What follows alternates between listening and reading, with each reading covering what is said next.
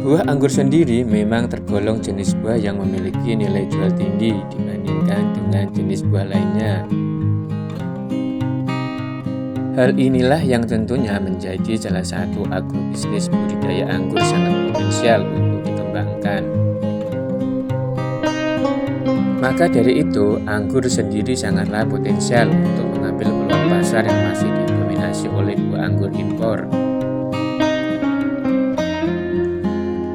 Ada beberapa kendala yang dialami beberapa petani anggur. Pada umumnya berkaitan dengan tanaman anggur yang tidak berbunga atau tidak berbuah sama sekali. Tentu hal ini bisa diatasi, apalagi jika perawatan yang dilakukan dengan metode organik hasilnya jelas berbeda. Bagaimana tahapan menanam anggur dengan kualitas bagus dan hasilnya memuaskan? Buah anggur dikenal dengan tanaman merambat, maka hal tersebut sangat berkenaan dengan syarat tumbuh tanaman anggur harus dipenuhi. Syarat tumbuh budidaya anggur yang tepat agar anggur dapat tumbuh dan berkembang dengan baik. Berikut ini syarat tumbuh yang harus Anda penuhi. Yang pertama, anggur baik dibudidayakan di daerah dataran rendah dengan ketinggian 25-300 mdpl. Yang kedua, suhu optimalnya adalah 25-31 derajat Celcius. Yang ketiga, meski baik ditanam di daerah dataran rendah, anggur membutuhkan kelembapan udara 75-80% dengan intensitas penyinaran sebanyak 50%-80%. Yang keempat, disarankan memiliki curah hujan 800 mm per tahun dan 3-4 bulan kering.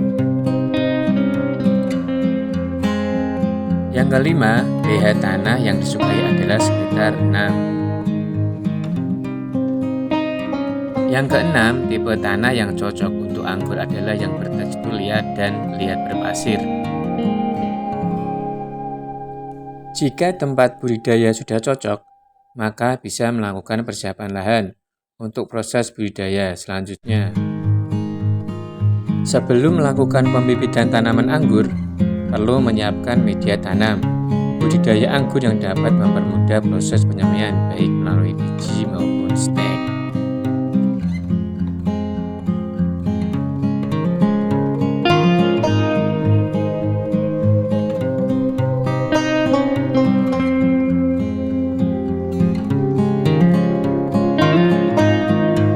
Dalam tahapan penyemaian, media semai harus sangat memenuhi kualitas tumbuh bibit anggur.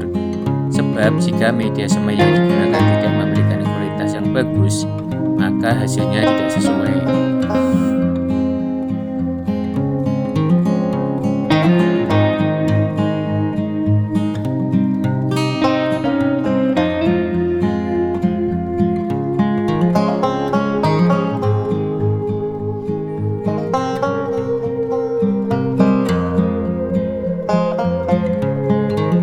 Pada tahap proses pemilihan bibit anggur menjadi hal penting yang harus dilakukan, sebab bibit yang bagus nantinya akan memperoleh pertumbuhan yang bagus.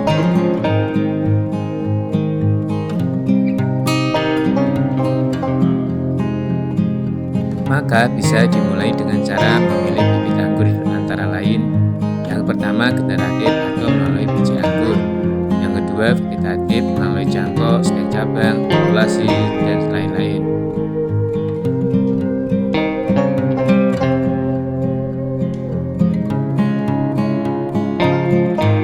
Meski begitu, pembibitan anggur secara vegetatif terbukti lebih mudah, lebih cepat, dan menghasilkan bibit yang identik dengan tanaman induk. Untuk pembudidayaan anggur biasanya menggunakan pembibitan vegetatif karena dinilai lebih praktis, maka dari itu bisa memilih sesuai kebutuhan.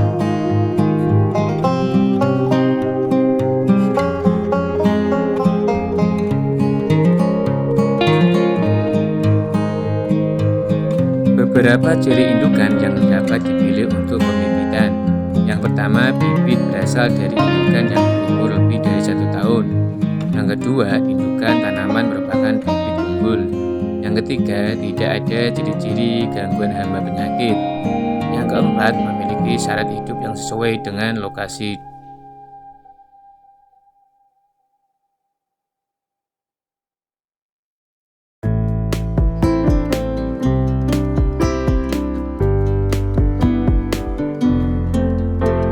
Pembibitan anggur melalui stek banyak dipilih karena lebih mudah tumbuh dan memiliki sifat yang identik dengan induknya.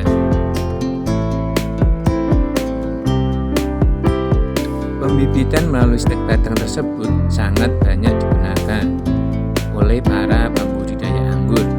Maka untuk menunjang pertumbuhan dan perkembangan tanaman anggur yang dihasilkan,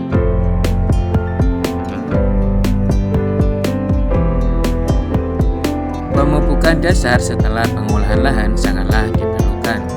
Salah satunya mengandung unsur hara makro dan mikro yang dapat meningkatkan nilai hara pada tanah.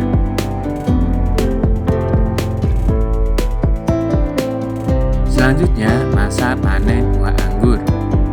Tahapan yang tepat untuk menentukan buah anggur siap dipanen adalah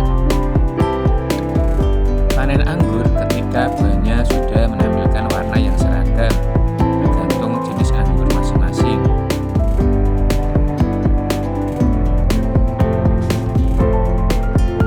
Sebelum panen anggur, harus menghentikan penyiraman setidaknya 2-3 hari sebelum pemanenan.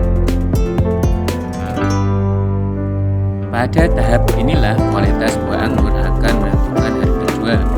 Maka sangat penting sekali kualitas buah